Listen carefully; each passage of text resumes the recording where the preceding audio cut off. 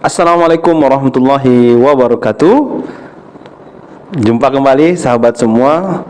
Alhamdulillah pada pagi hari ini, Masya Allah, kita berada pada hari yang secara nasional itu disebut dengan Hari Anak Nasional. Ya, ini telah telah ditetapkan oleh Presiden Republik Indonesia bahwa di tanggal ini adalah Hari Anak Nasional. Tentu ini sebuah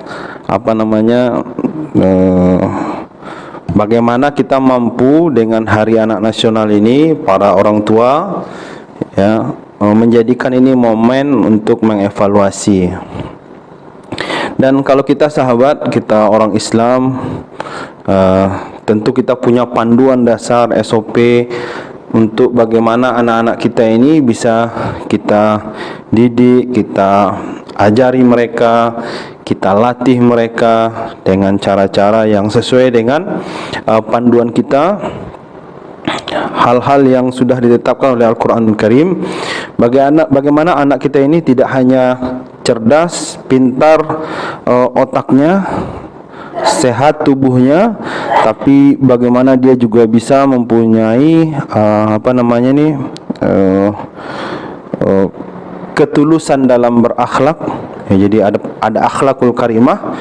Dan pada saat sekarang memang, mohon maaf ya, akhlakul karimah inilah yang harusnya dari 100% itu dia harus di atas 50%.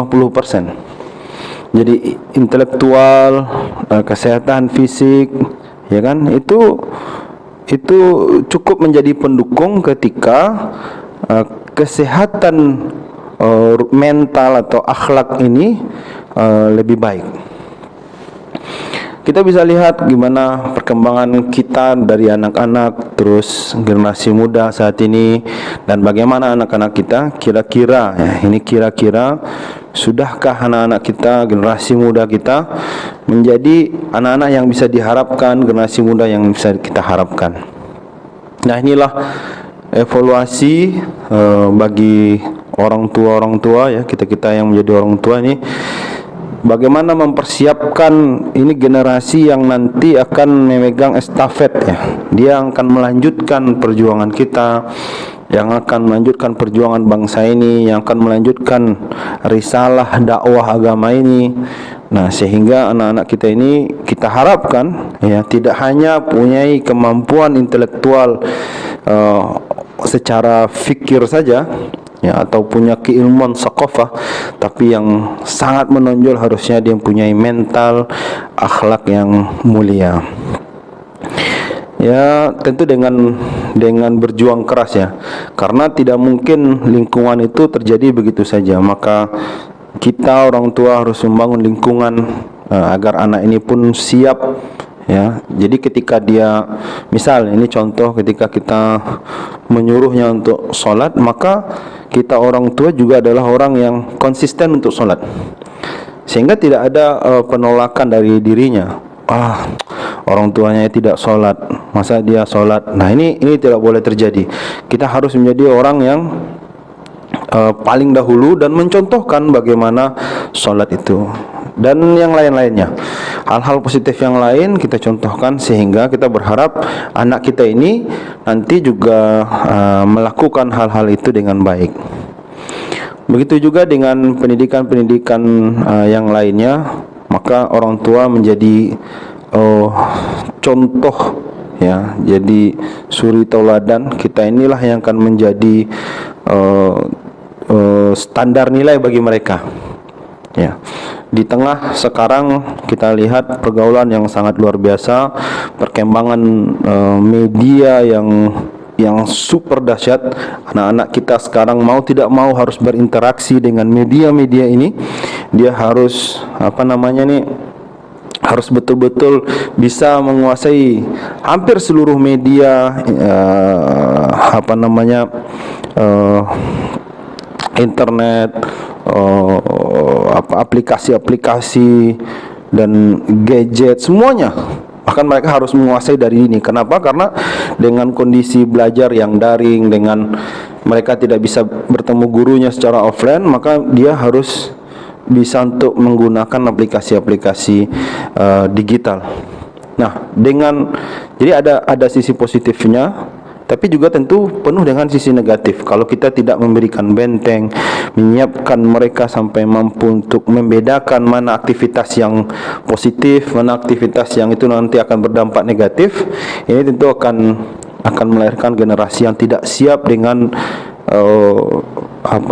dengan alur atau dengan masuknya arus-arus yang dari luar, yang tidak sesuai dengan budaya ketimuran. Ya, karena kita melihat di dunia ini kompleks ya. Ada yang konsisten dengan budaya ketimuran sehingga sangat cocok bagi anak-anak kita. Tapi kalau budaya sudah tidak budaya ketimuran, atau kita bahasakan budaya yang tidak lagi budaya keislaman, ya tentu ini akan menjadi tanda tanya, dan kita pun akan merasakan kekecewaan yang luar biasa ketika menyaksikan perilaku sikap anak-anak kita sudah mulai tidak lagi ya menjaga budaya-budaya ketimuran.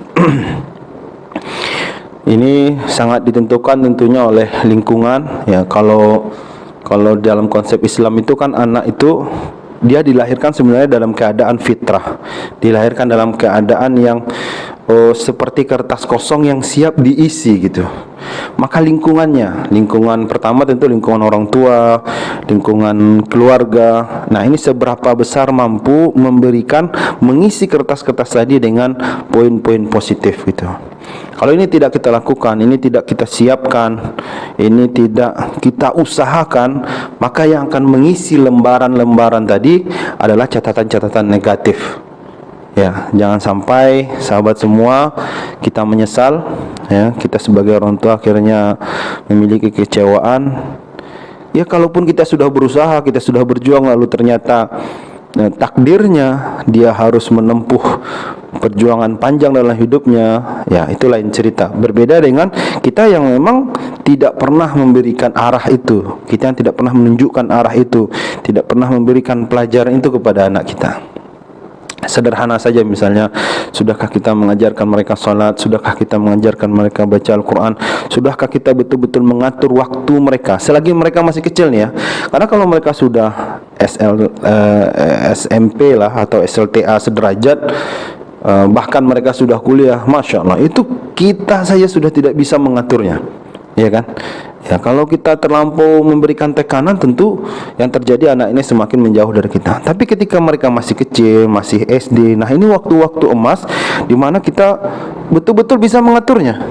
Ya, betul-betul bisa mengaturnya, mendisiplinkannya, membuat dia mengerti apa yang harus dimengerti, membuat dia memahami apa yang harus dipahaminya. Oleh karena itu sahabat, jangan sia-siakan waktu ini. Mumpung sekarang kita lebih banyak di rumah, lebih banyak berinteraksi dengan mereka, maka jadikanlah kesempatan ini adalah kesempatan yang sangat berharga. Setiap orang tua punya potensi untuk memberikan hal yang positif kepada anaknya.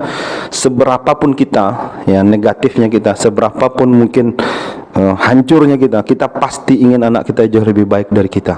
Ini pasti cita-cita semua orang tua. Semua orang tua berpikir anaknya tetap harus lebih baik dari dirinya. Bahkan kalaupun kita adalah orang yang terbaik misalnya, kita tetap akan berpikir bagaimana anak kita menjadi lebih baik dari kita.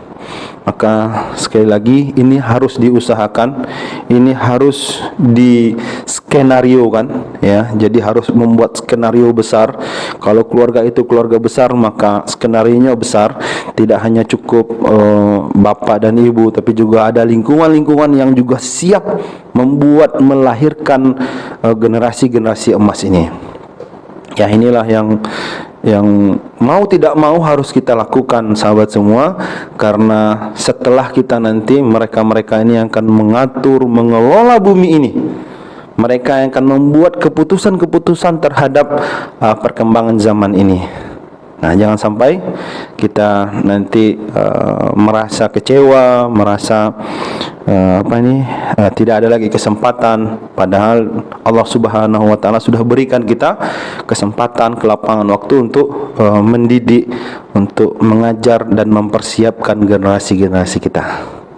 Mari sahabat, gunakan kesempatan berharga ini, jangan pernah lewatkan. Anak-anak adalah generasi penerus kita. Mereka harus siap dengan perkembangan zaman ini dan arus ini. Jangan sampai mereka tidak siap, tidak mempunyai skill yang mumpuni sehingga mereka gagal dalam menghadapi ujian perkembangan zaman ini. Demikian dari saya. Mohon maaf. Assalamualaikum warahmatullahi wabarakatuh.